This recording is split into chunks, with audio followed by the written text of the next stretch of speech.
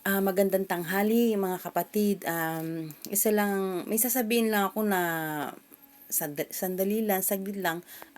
Gusto ko lang sana na malaman nyo, alam nyo na rin naman na iba na yung panahon natin ngayon. As in, magulo na. Iba na ang takbo. Madumi. At ang gusto kong sabihin magbasa na lang ng Bible, mag-repent, magbago ng buhay, ituon natin ang isip natin sa Diyos, hindi na yun sa kalikasan, hindi na yun sa mundo natin. Iwasan na natin yung mga away, mga bisyo, mga inggit. Magbago na tayo dahil yun ang kailangan natin para sa second coming na darating ang Panginoong Hesus, ay darating siya. Kailangan natin maghanda hanggat maaga pa. Kung magigising kayo ng madaling araw, mga alas 12, alauna, alas 2, alas 3, alas 4, alas 5, magdasal.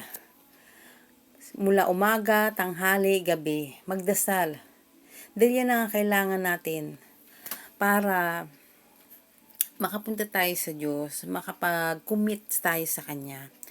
Yun ang pinaka dapat nating gawin.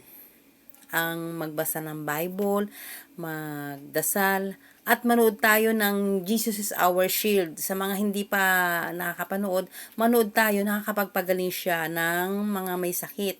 Yung mga hindi nyo maintindihan sa Bible, maintindihan nyo manood kayo ng YouTube sa Jesus is Our Shield kay Renato Apostol Calillo. Siya lang ang makakapagpabigay ng mga ibig sabihin. Kasi sa kanya ko rin nalaman ang hindi ko pa nalalaman.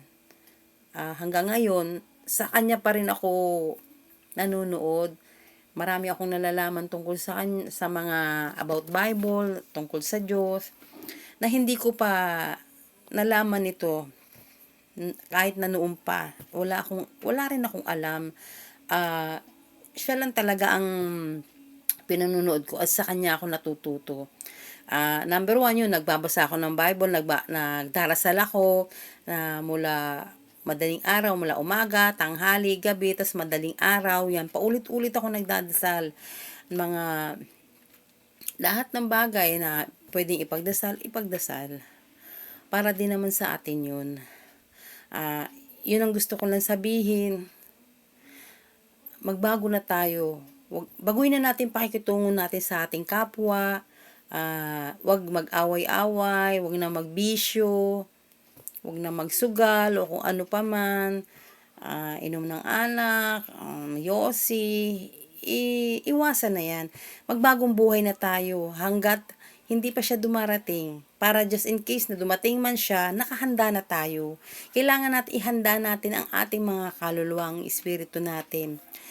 Siya lang kasi makakapagbigay sa atin ng lakas ng katawan, lakas ng pag-iisip, kalinisan ng isip at puso, kapayapaan ng isip at puso. Siya lang ang makapagbibigay ang ating Panginoong Hesukristo. Kaya ito lang masasabi ko, magbago na tayo. Maraming salamat. God bless.